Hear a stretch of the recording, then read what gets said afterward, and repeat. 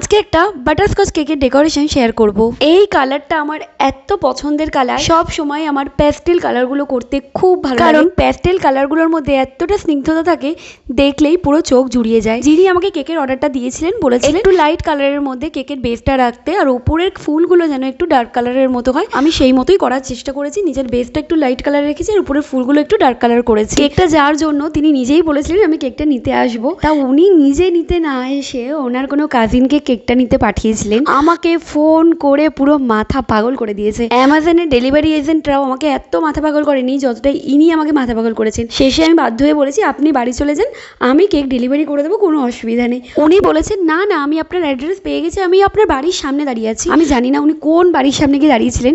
Actually ওনার খুব মান সম্মানে লাগছিল যদি অ্যাড্রেস খুঁজে না পেয়ে ফিরত চলে যায়। এক্সাক্ট লোকেশন পাঠানোর পরও উনি এসে বলেন দুটো রাস্তা না ঠিক একরকম। আমি তাই কনফিউজ হয়ে গেছিলাম কোন রাস্তাটা ঠিক হবে।